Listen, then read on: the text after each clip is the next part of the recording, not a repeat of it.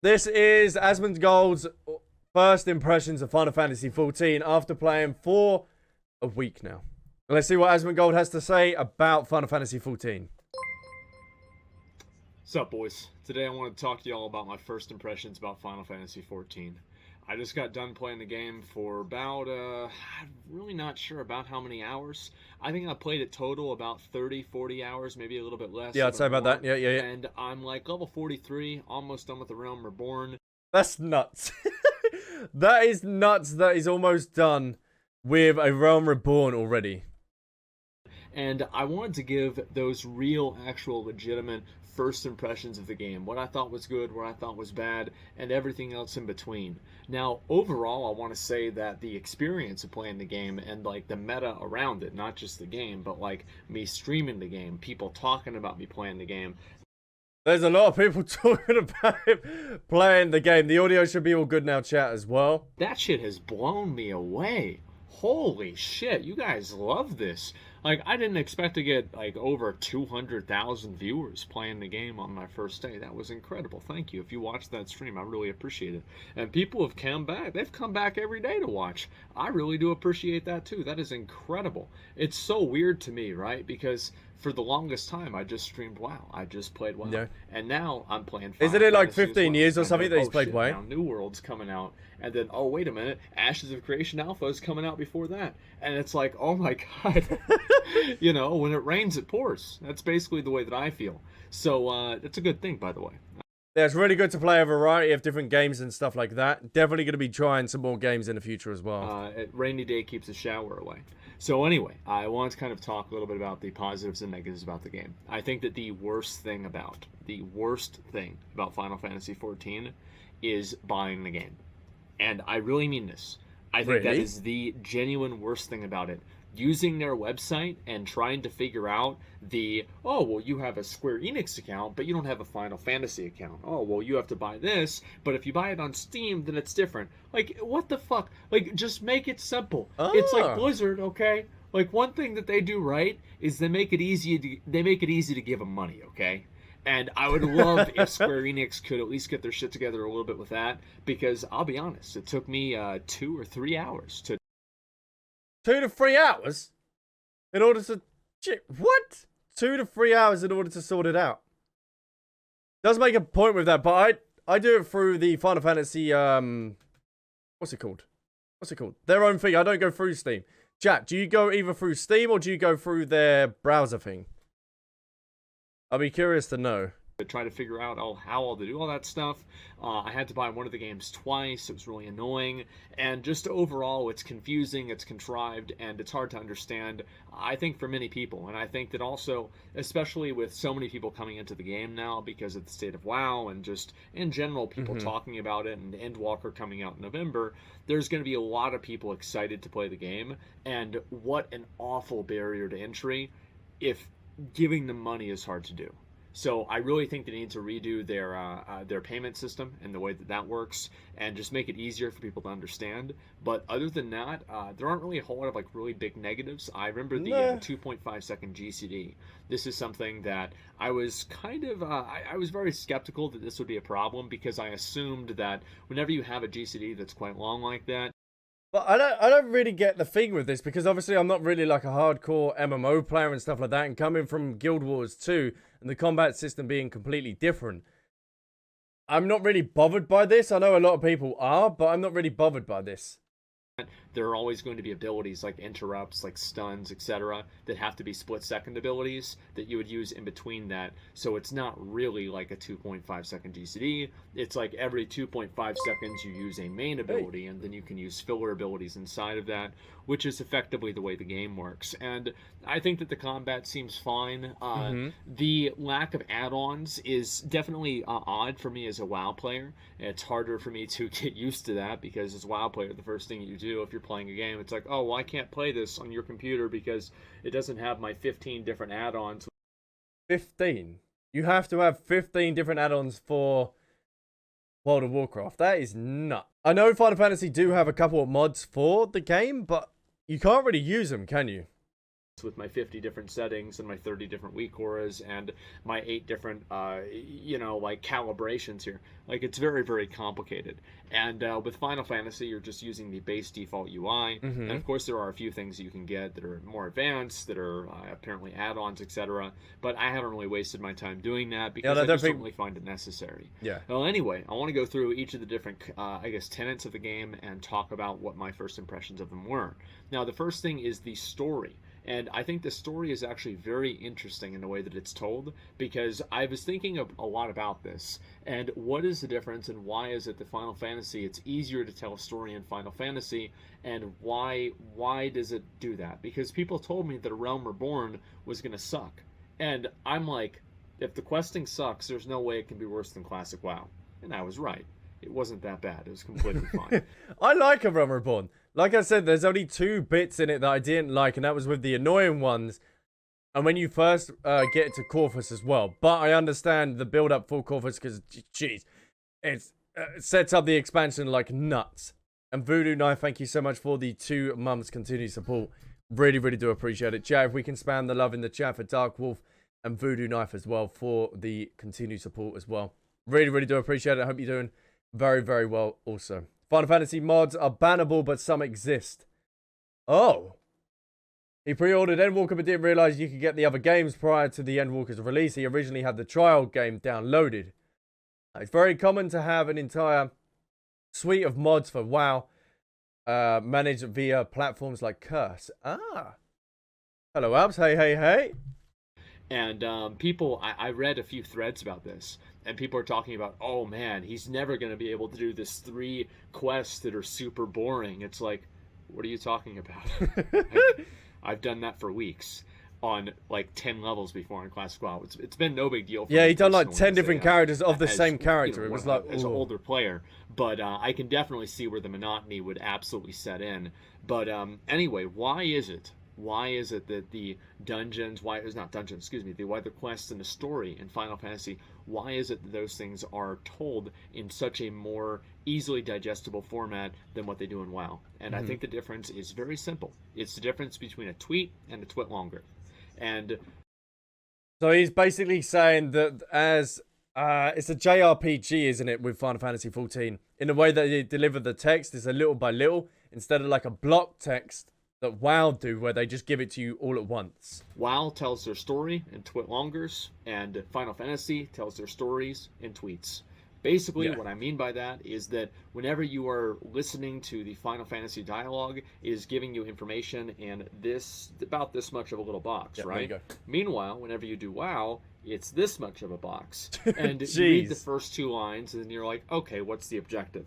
But in Final Fantasy, because many times the information is very short and it's presented to you in very bite-sized formats, it makes it easier to digest for the user, and I think that it also makes it easier for people to understand the story because it's being given to them in these very specific increments. Yeah, and I think also creating the dialogues between the different characters and the in-game cutscenes does give people a better way to personify who those characters are and give a better idea of who's saying what and who feels what way.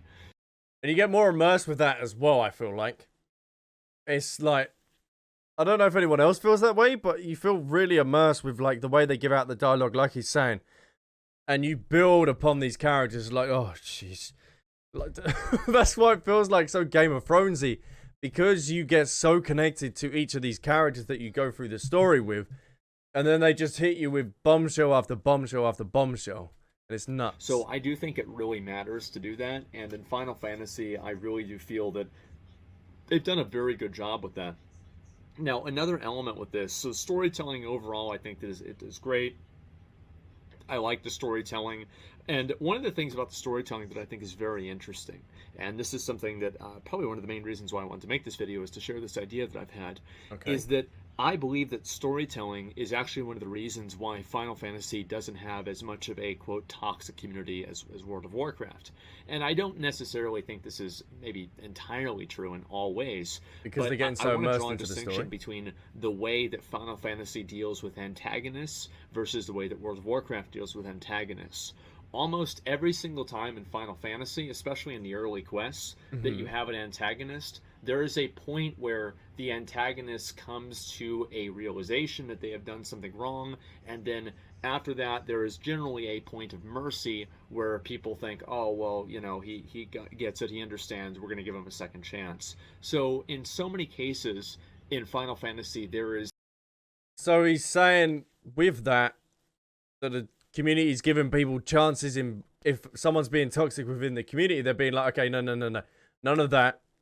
Be a little bit less toxic and we give you another chance. There's a element of forgiveness. There's an element of redemption. Whereas in World of Warcraft, there is an element of retribution and execution much more often than there is. And I think that just telling a narrative in the way that you create the idea that people are, you know, redeemable, and you have somebody does something really bad, everybody's really mad at them, and they're given forgiveness, I think that in a very, very subtle way sets the tone for interactions in the game.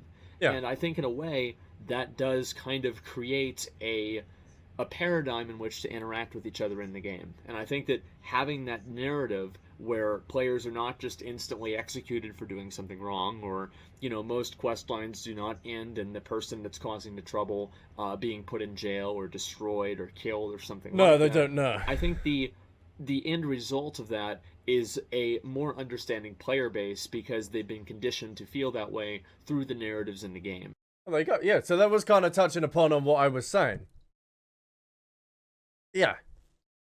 And I find it very interesting that that's the case. And I've seen that more and more and more, because whenever I was first questing, it's like, oh, well, this guy's doing some stupid shit. Man, all right, I can't wait to kill him at the end of it. And then at the end of it, they just give him a pat on the back and they say, listen, man, we knew you were misunderstood. Hopefully you can get your shit back together. And I'm like, well, wait a minute. I thought we were going to take him to the back of the barn and shoot him. Oh, jeez.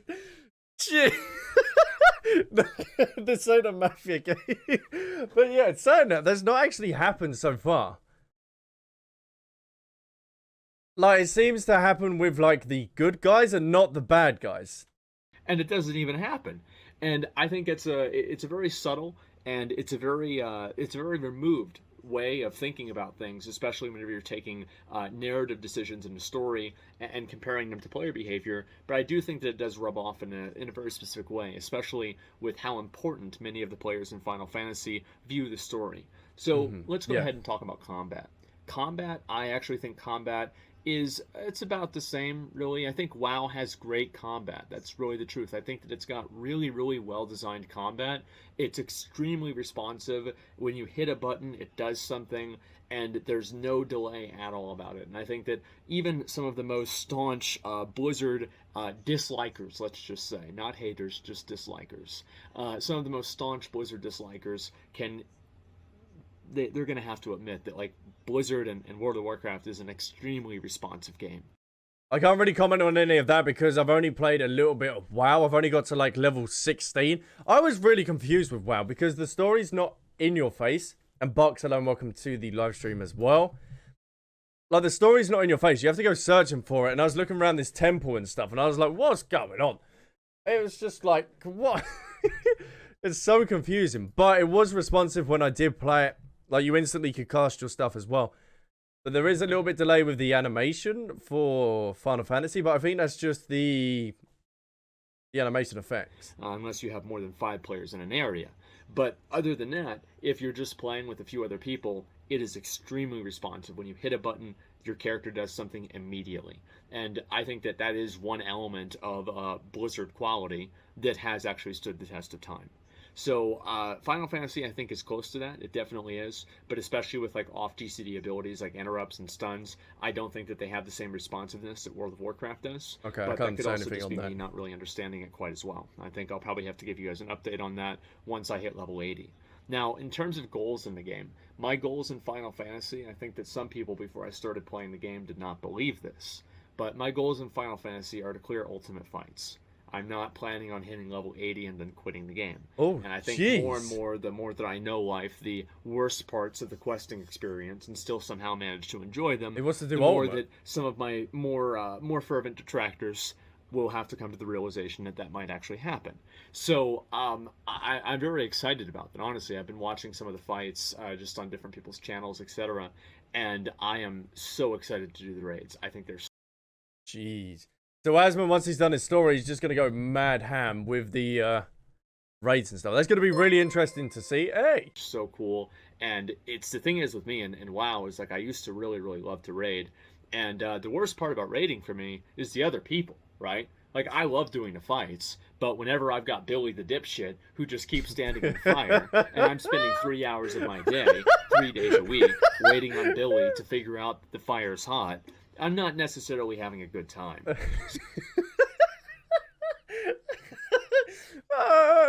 Let's continue, shall we? So that's been a big problem that I've had with WoW rating. And Final Fantasy, you have less people in Ultimates. I think it's 8 people instead of 20 in Mythics. Yep. So hopefully we can be a little bit more specific. I feel like when Asmon starts to raid, he will get like Zeppler and Rich. He will get like a massive like group together that know what they're doing and jump in like that.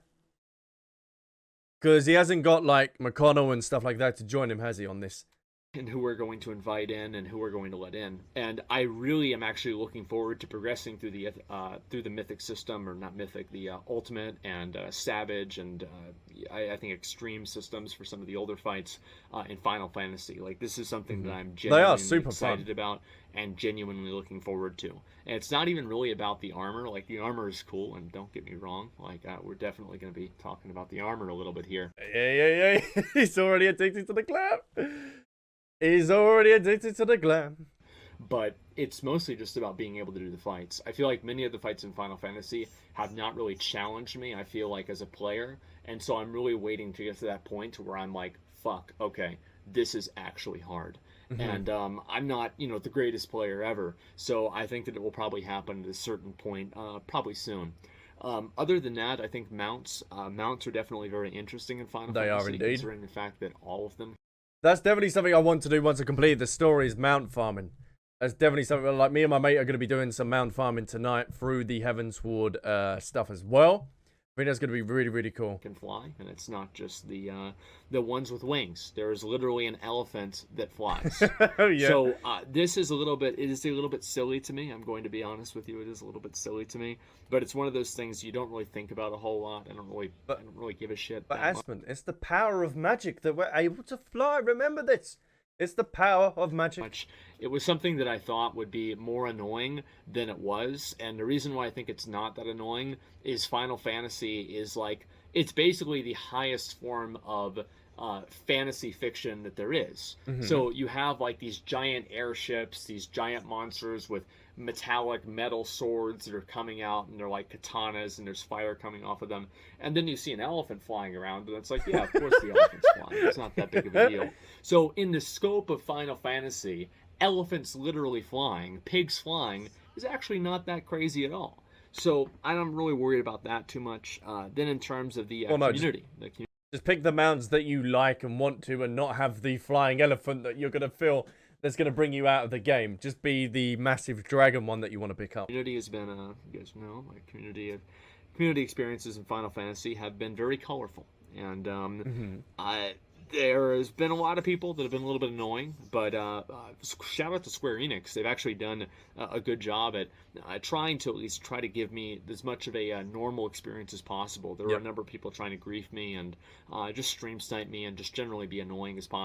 And I touched upon this as well. We know Square Enix is very known for this, and we'll shut this down, even if you are a streamer or not.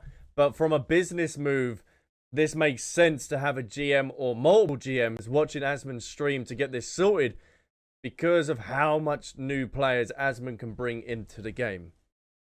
So it understands. Possible, like try to get on the screen and cover up as much of my screen as possible so I couldn't see anything.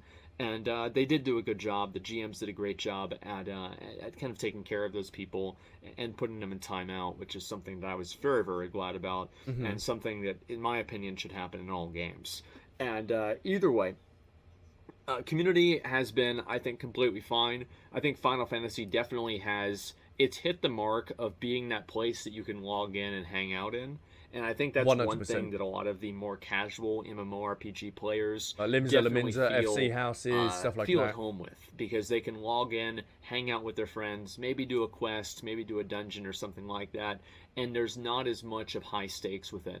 And I think that high stakes is another element. This is probably the last thing that I want to talk about with the Final Fantasy First Impressions, is high stakes is definitely it's a spectrum. And so let's talk about really, really, really high stakes. Let's talk about Classic WoW with full world buffs.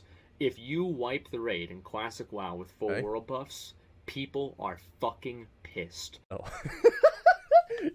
But I just haven't come across anyone like once if I get into raids and stuff like that, and then someone starts moaning, I'd just be like, just chill out, just chill.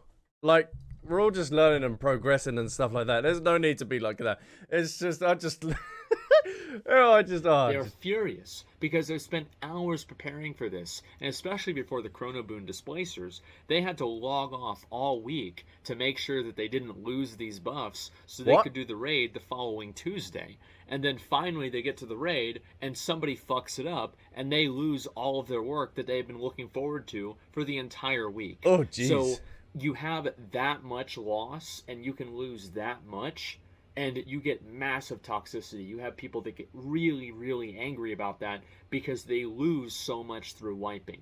And also, I think a little bit of a lesser extent here. Just go in with people that you know that are not going to wipe as much. People would log in, grab those buffs, and then log out before raiding some day later.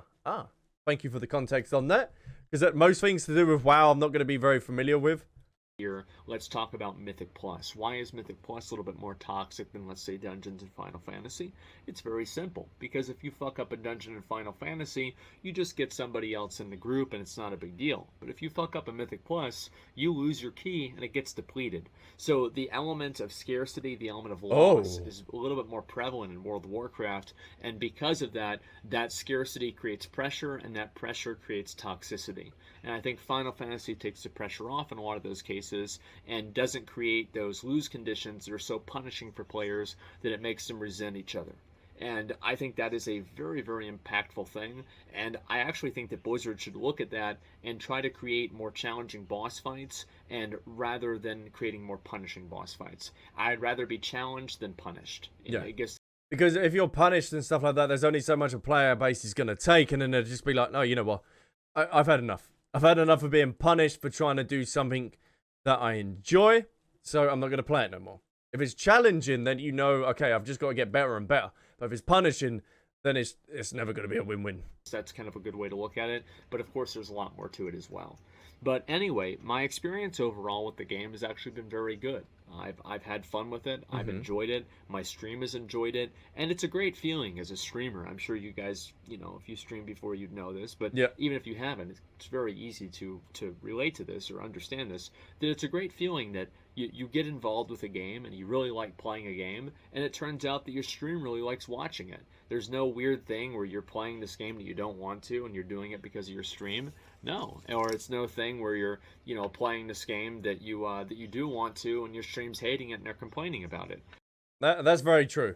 It's very nice that you have that combination where both the chat and the streamer both enjoys the game. It is really, really nice. It's also nice.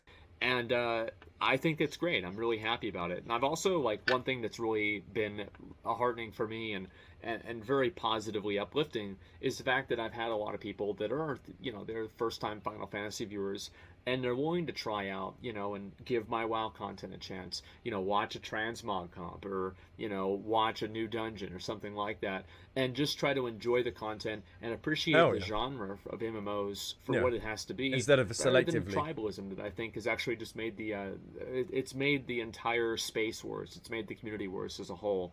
And I think one of my main goals with all of this is to try to give people the perspective that you can love multiple games, you can have fun in multiple games, and you can appreciate multiple games. It doesn't. And I said this before he played Final Fantasy. He will bridge the gap between the clash of WoW versus Final Fantasy XIV. Doesn't necessarily have to be a zero-sum environment. And I really enjoyed playing this other game. It's been super fun for me. I'm super excited for Ashes of Creation. I'm even excited about other games like Palia and Crowfall too. Yeah. And as well as like other RPGs too. I think that playing Final Fantasy has given me a lot of confidence with streaming, and Oh yeah, 100%. I'm very glad that it's gone so well, and I look forward to doing other games similar to that as well in the future. So I want to say thank you guys, everybody who's been so supportive and everything. I've really enjoyed playing the game, and also Thank you for trying out Final I Fantasy. look forward to continuing playing as well. And so overall, it's been a pretty fun experience. It's been more fun than I had expected, and I've actually just enjoyed myself. It's really just that simple. Hell yeah. So anyway, guys, that's pretty much all I've got. Thank you very much for watching. I'm Thank you. curious to hear what your thoughts are on about it. I know a lot of people have talked to me about it already, but I wanted to make a video and just kind of share a little bit more of a expanded view of how I felt about the game. Yeah. And I think everyone was looking forward to this as well, to see his opinions on Final Fantasy XIV. So anyway, guys, overall, TLDR, game good. Thank you all very much for watching. Really appreciate it. I'll see you in the next one. Peace. Hey, thank you so much, Asmon, for that. And that was Asmon's first impressions on Final Fantasy XIV. Count what you have now, don't count what you don't.